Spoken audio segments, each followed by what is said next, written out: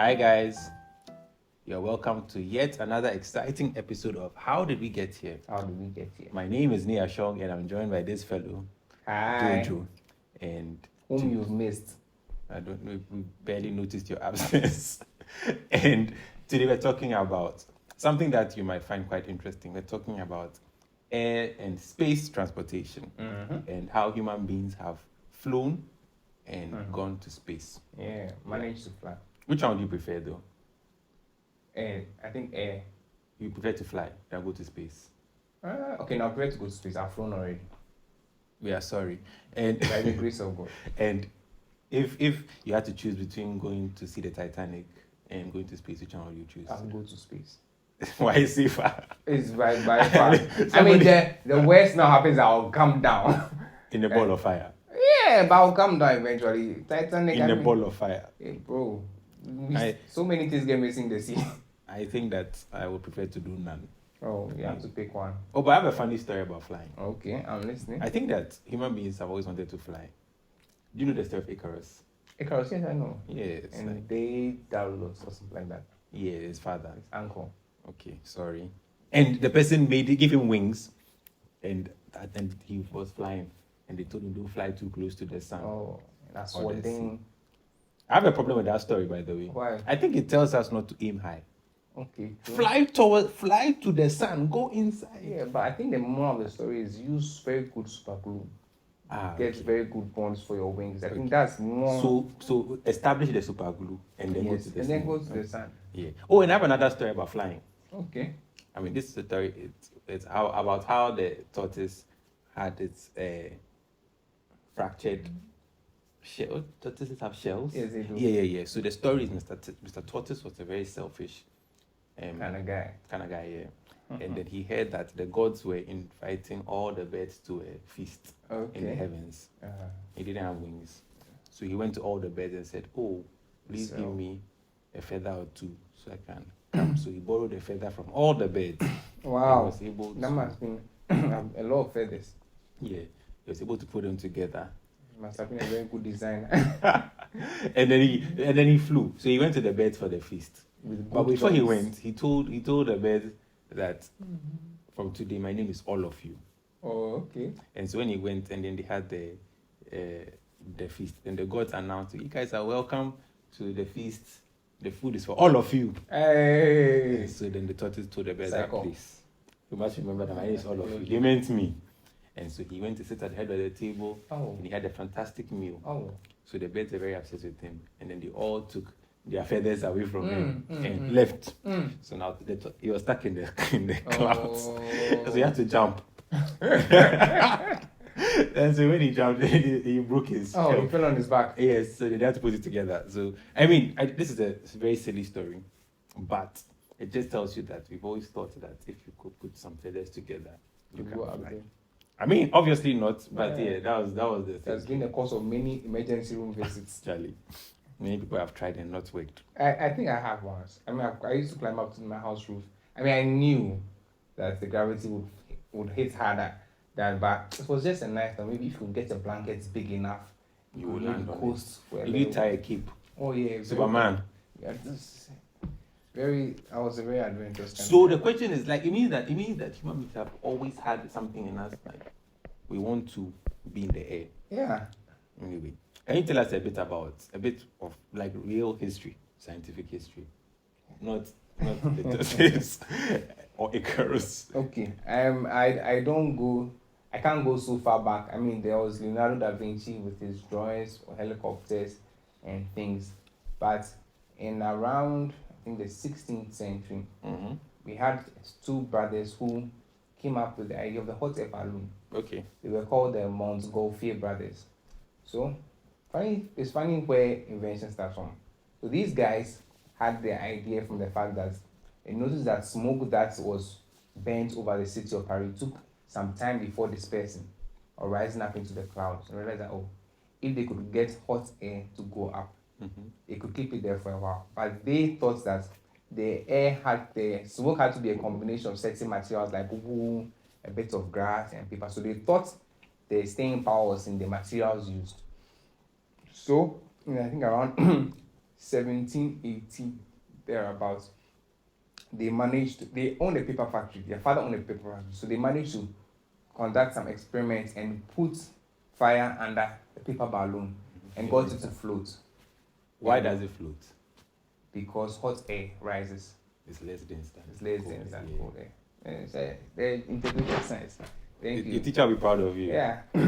So, following on that, they decided, okay, then let's create bigger balloons. So they started creating, and the balloons kept getting bigger. And I think somewhere around this, entering into the 17th century, because they had started their experiments in the 16th century, they put it on a display. The first time living beings went up in there, it was, I think, a cow, a chicken, and then a chicken, and I think a horse or something, a goat. A few animals. If I said the cow and chicken, I'd have sang the song. You know what the song? Do you know what cow and chicken? No, I heard about it. I used to get home too late to watch these things. Wow. Yeah, I can't live in. So they put on a display for the King of France at Versailles. Okay. Yeah, but all these balloons were tethered. Yes. So a few years after that, I forget the. So they were afraid that they will go too high. Yes, because they can't control. So they tether the balloons, and then a few years later, they themselves went onto the balloons and they went up, and they had a ride. They released a tether and flew for about 10 to 15 minutes and then landed safely. And if you control the heat. Yes, but at the time their thinking was they were still thinking of the materials to burn. So the other people started experimenting and all that, and we started having manned flights. And then the Civil War happened in America, and someone had a great idea that we can win this war with balloons. So what do? They tie 500 feet of rope to a balloon and they send it up into there with human beings to spy. So they did it in the Civil War. Even the British did one of their wars. So you see the balloons floating off the coast. So they are just there observing. It's like looking. The first satellite. They can't do anything. Then they'll put them back. But there were issues sometimes the balloons, and then some guys had this wonderful idea that they use helium, which also rises. Yes, which is also very flammable. Yeah. So they didn't poof. They didn't come back. But yeah. Helium is flammable. Yeah. Really? I thought it was in it. Is it? I don't know, but there was a problem. Is it not what's it called? A noble gas? I don't know. But I know it was helium. Or maybe I'm wrong. Fact checker, please correct me. I know helium rises, but I don't know that it's. I don't know. I'm not saying it's not. Yeah. So, I mean, they had a problem and they died. So hot air balloons are what you call lighter than aircrafts. Yes. They are just basically working on density, similar to gliders. Yes, exactly. Which was the next stage. People were trying to fly, but the main thing they were doing was just gliding. Yeah. I mean, glider is you have your wings. There's no engine. There's no power. Okay. And you're just using the currents. Like Avatar Ang. Yeah. Even though he's bending the air, so he's still technically flying. Yeah. And then, I mean, there was now a lot of interest on getting heavier than air aircrafts. Okay. So there were a lot of scientists working on improving thrust using engines and other things. And now this takes us into the late 18th century, 19th century, and they were trying. However, the famous people we all know are the Wright brothers. I don't remember the names of the other people because they did not.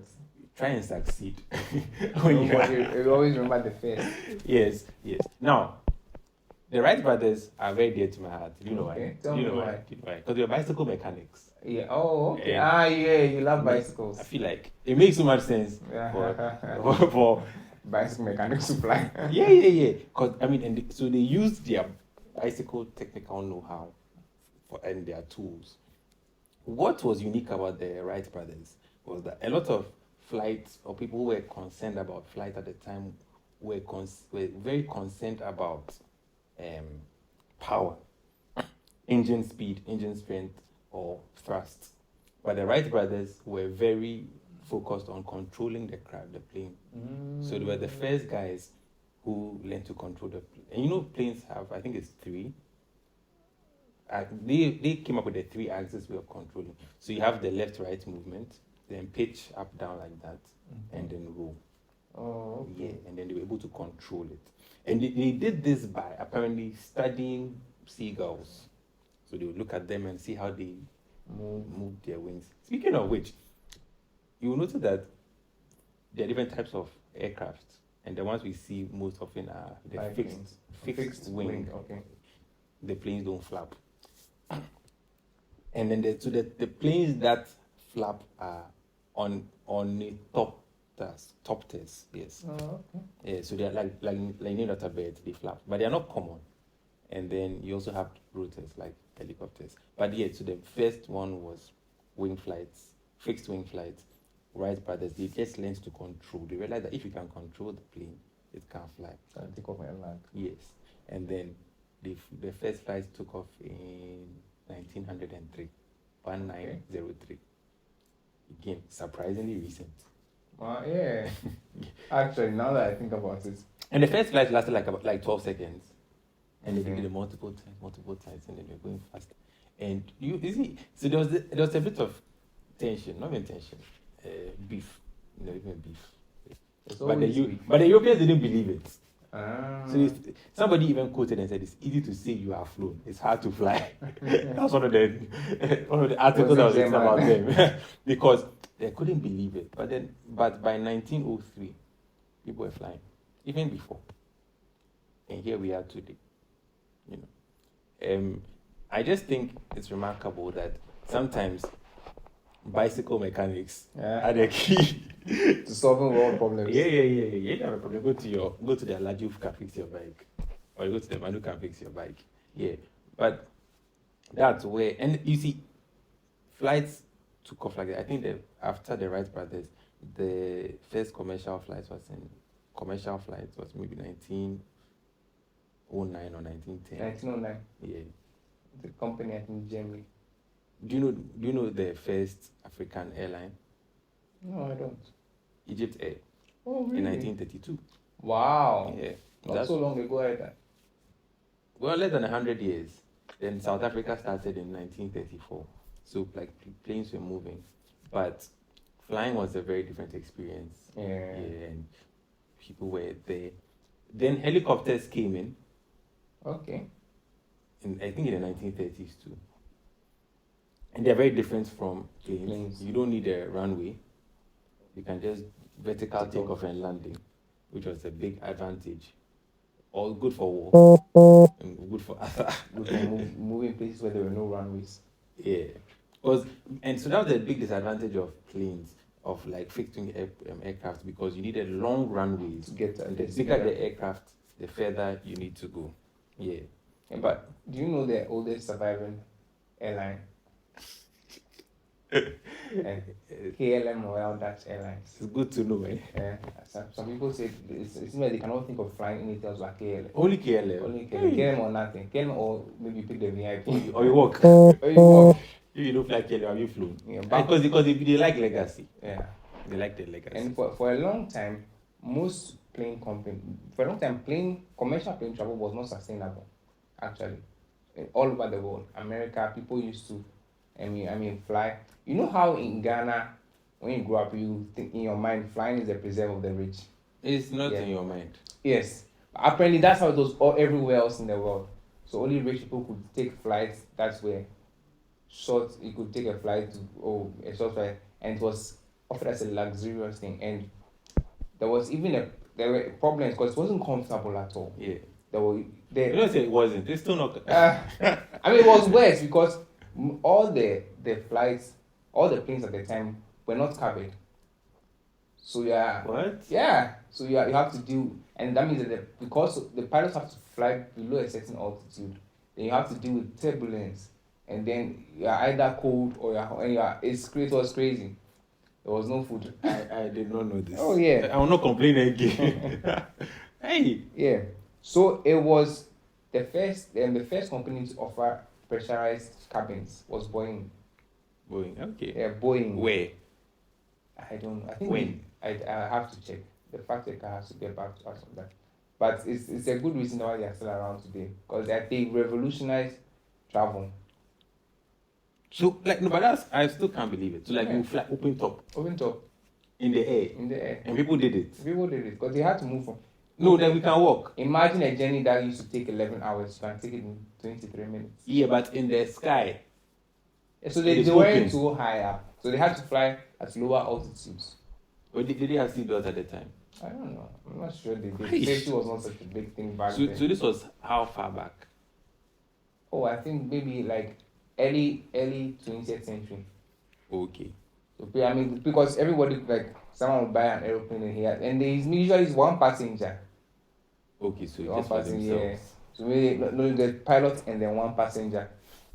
Do you know when planes or aircraft began to be used in wars? I think you told us about hot air balloons, but when did they, like, World War One, World War Two? Oh, World War One had a lot of planes which were not very effective, but they were good for reconnaissance. They were good for, I mean, cargo. Yeah. But after World War One, plane development advanced stepped up a bit, but it was after World War Two that commercial flying really became a thing. Do you know what is remarkable about flights in World War II? Kamikaze pilots. Like, top guy. What is top guy? And like, I find the mindset crazy. Like, flying to die. But it's their culture. They just found a new medium. Nah, it's madness. It's like someone. Fraudsters are just conmen who found it. Yeah, but the whole mentality, like, you are flying and you know that I'm using myself and my plane as the bomb. Say, jihad. It's not a new thing in for a war that somebody is fighting. I just happen to be Japanese.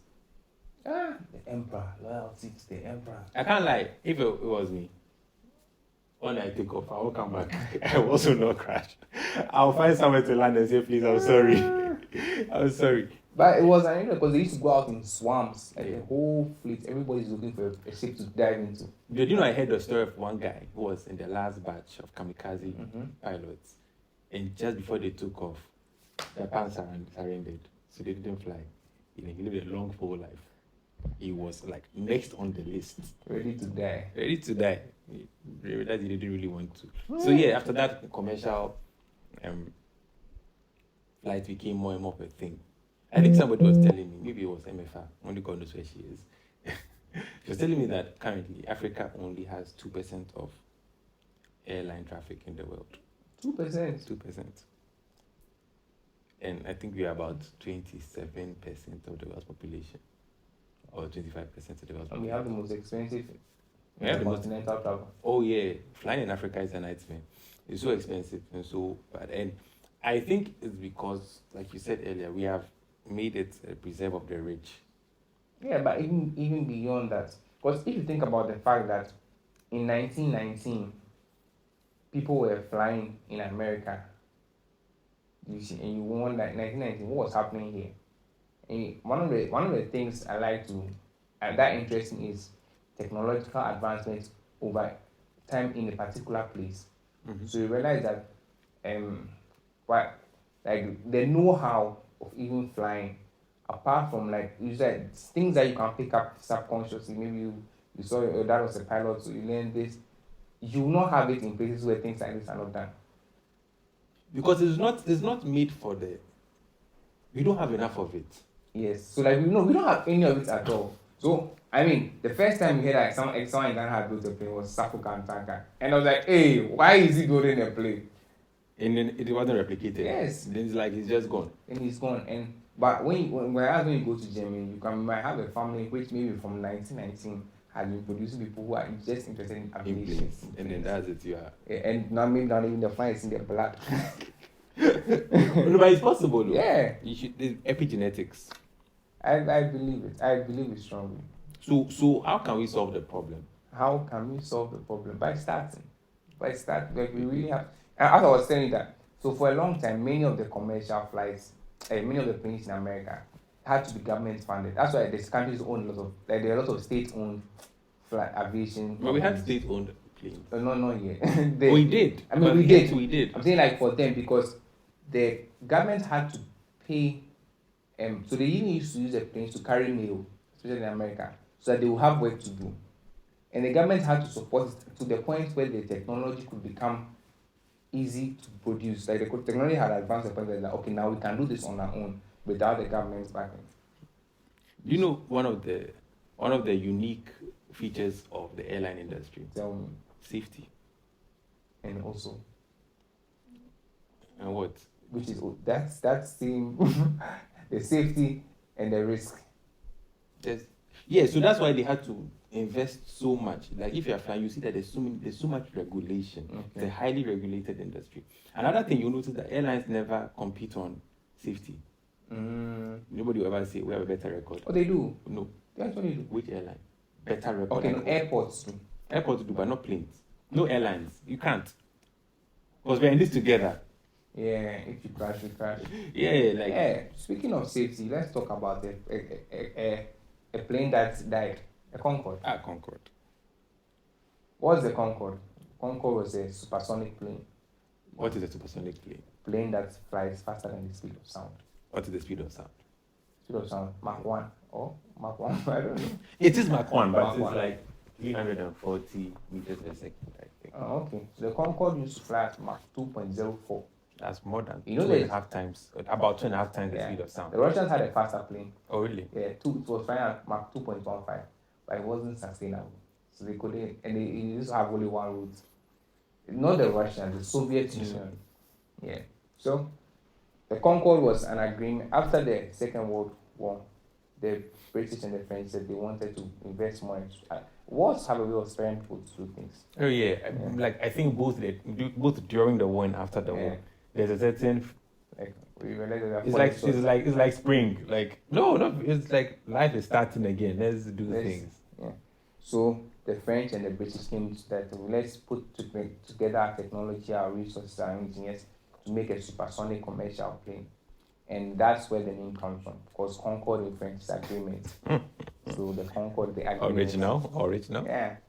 So they worked on it, and then in 1969, we had our first commercial flight, and it was amazing. I thought it was 76. 69. Fact checker. Do it. Yeah. So the Concorde cut the transatlantic flight time in half. It was from 7 hours to 3.5 hours. And the tagline was arrive before you left. Because of the time zone. Yes. That's crazy. You could leave at 7 and arrive before breakfast in America. Oh, you know, one of the problems with the Concorde was the sonic boom. Yeah. Because it flew faster than sound. Now, when something is moving through the air, like if I do this, it's going to be creating ripples of physics 101. It pushes the sound waves out of the way. So the faster the plane moves, the faster it's creating those ripples until, because they are moving so fast, it forms one big wave, which you hear at the boom. So would you hear a boom when the Concorde was passing? Yeah, literally called a sonic boom. And so anything that moves faster than sound will cause that boom. I have two examples. So a whip, there's a certain bow whip. Yeah, because the tip moves faster than sound. And so when it's moving, it causes the sonic boom. Another one is balloons when they are popped. Really? So that's what causes the popping sound. You see the latex or the rubber is stretched. And when you pop it, it shrinks. It returns back to its original size. And that it snaps back faster than the speed of sound. And that's what causes the boom. Wow. Yeah. So it's not the air escaping. No. It's the latex snapping back. Wow. Faster than sound. So they hear the pop. Anyway, so that was the same thing. That was the same principle of Concorde. So you'd have that boom, and it was a constant sound. It was not just there. I used to think that you hear a boom. Like if you watch cartoons, you see like it's gassing up and then boom, then you hear the sound. No, but it's a constant sound when to break the barrier.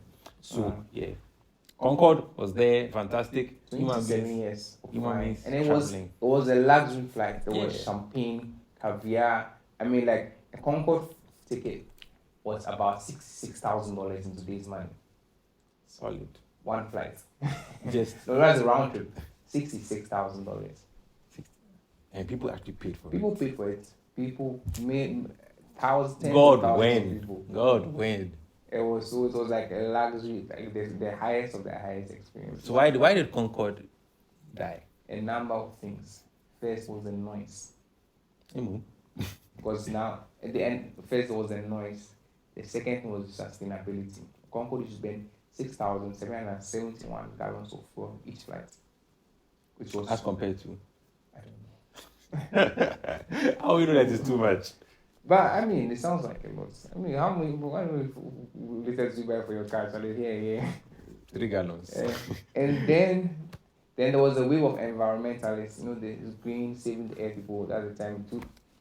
Then so this is like early 2000s.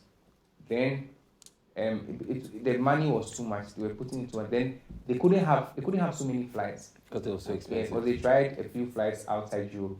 People were not patronizing them. So it was mostly New York, London, and then London, I think, and then New York, Paris, or London, Paris.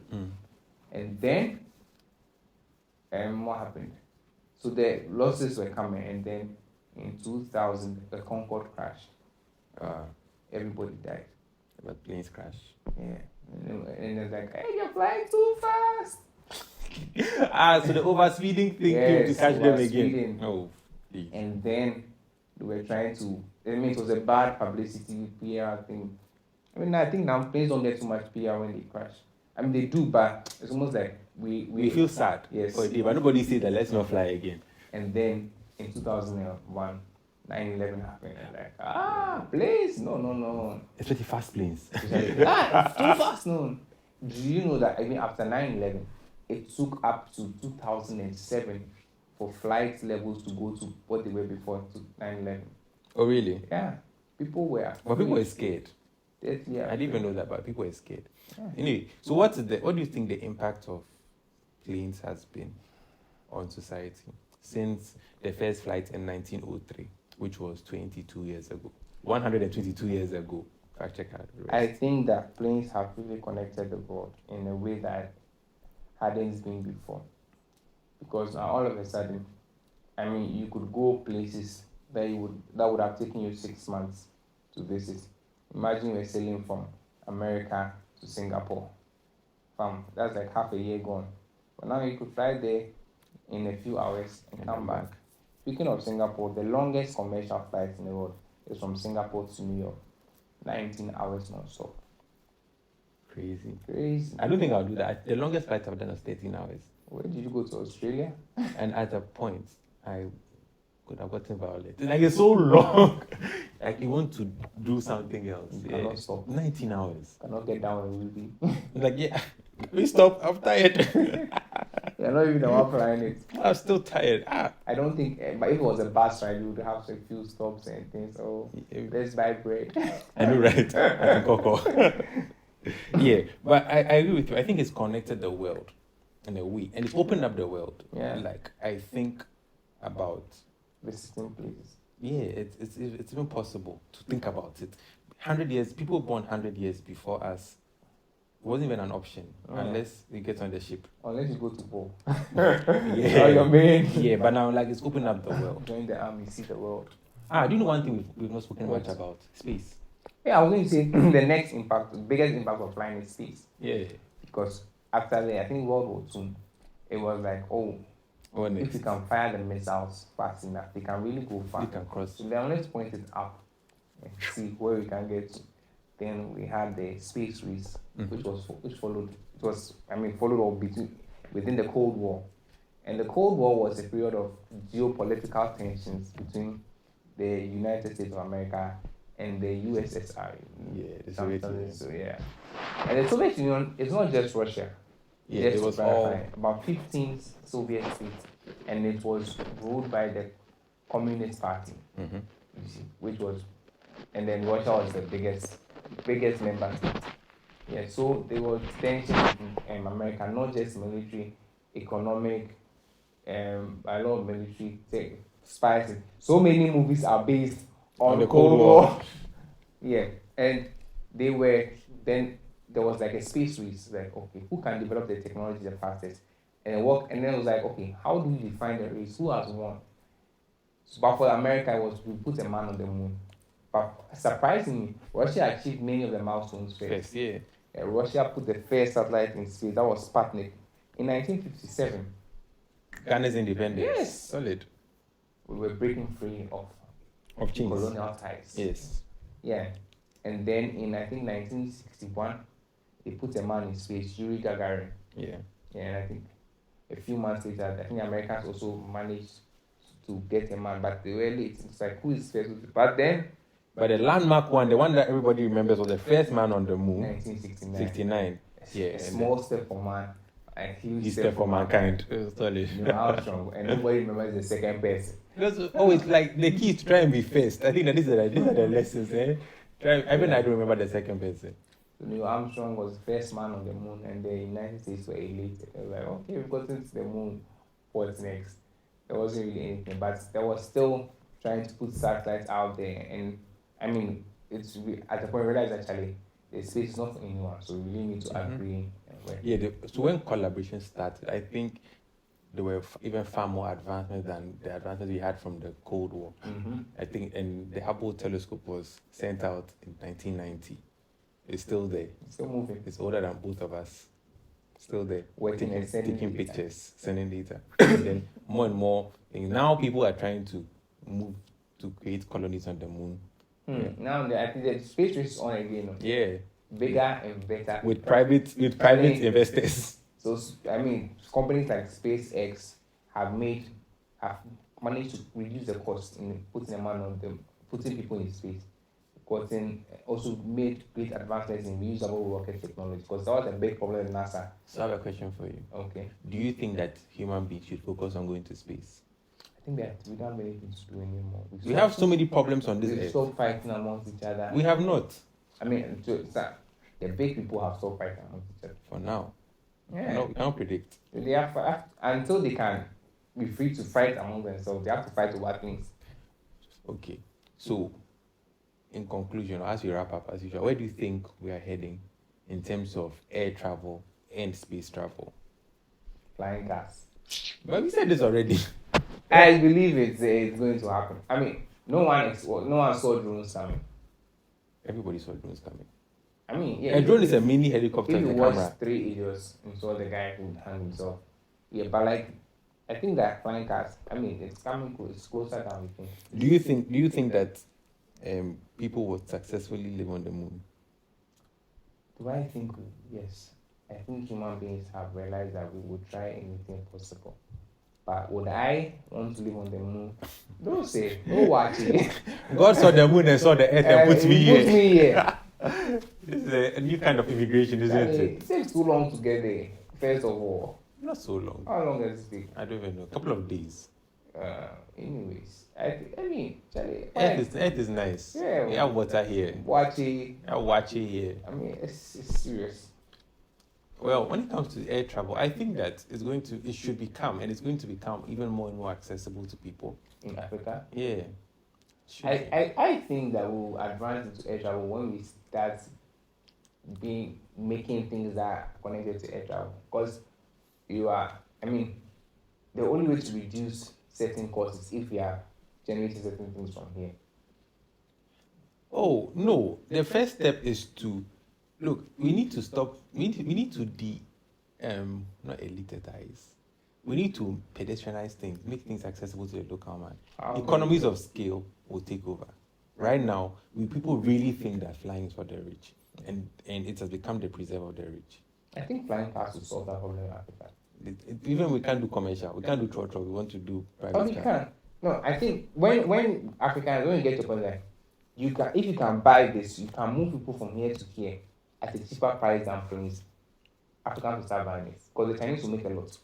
It's like these 70 cars of Z plus.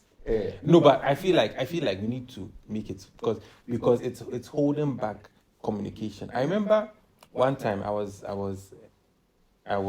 in South Africa, and I needed to come to Ghana and then go back to Gambia because I lived there. So I was buying 2 separate tickets. You won't believe that the flight from South Africa to Ghana was cheaper, far cheaper than from Ghana to Gambia, which is a shorter trip within the same region. So you see that we don't, because South Africa is a bit more developed, flights from there are cheaper, and then flying from 2 low income or low middle income countries, they are low. It's like it's far more expensive, and you think that we are the ones who are even low. It should be cheaper. I remember I was so upset about the price difference. It was like twice the price for half the travel time. In shorter distance. Yeah, shorter distance. You don't cross anything. But it just goes to show that we have made our countries more separate than they should be. We are West Africans, we are the same. Yeah. It should be easy to fly. It should be easy to travel. I think the future of flying Africa is smaller planes. I think it should be bigger planes. Smaller planes first. I think it's bigger planes. Anyway, let us know what you think in the comments. My vote is bigger planes. 797s, 710-7s. What's the biggest commercial plane in the world? I don't know. Yep. I mean, yeah. Oh yeah, we need to talk about Airbus, which is like the second largest company. Yeah. No, there are two main companies. That make planes. Airbus and Commercial planes. Airbus and Boeing. Boeing. And well, anyway. Boeing. It's Boeing. In Ghana we see Boeing. I don't think anybody says Boeing. I don't think anybody says Boeing. Anyway, friends, it's been lovely. Let us know in the comments your thoughts about flights, the future of flight, your favorite flight, your worst flight. If you've never been on a flight before, where you are hoping to go to. Smaller planes or bigger planes? Smaller planes or bigger planes. And Concorde is coming back. Would you sit on one? No. Small planes are scary. The bigger the plane, the more comfortable it is. What's the smallest plane you've been on? I don't know what plane it was. I've been on a plane before. It's like I could have done touch both sides like that. Like, hey Jesus, Jimmy. The plane is packed like a car. Anyway. I like it if you didn't push it. That's a wilder. Anyway, friends, it's been nice having you today as we've spoken a bit about space travel and very little about space travel because the Africans. Do you know that no black African has been to space? We have enough space. So there's been, I think there's one South African who was white, and then one Cameroonian-born Frenchman. These are our claim to fame. And then there was one black guy who was selected to go. There was a black South African, and then he died. Before he could go. So no black person has been to space. No African, has been to space. Wait, relax. No black African has been to space. Yeah, which is why I want to go. So Jojo wants to be our first. Please fund me. Let us know. Go fund me. I'm not involved in this. Let me know if you want to. The link will be below. Donate a little in your match. After, we're the producer. We have to put a disclaimer out there that there's a fraud star trying to take people's money. I'm very serious. Anyway, friends, it's been a lovely time, and we'll catch up with you at our next episode. Bye. Bye.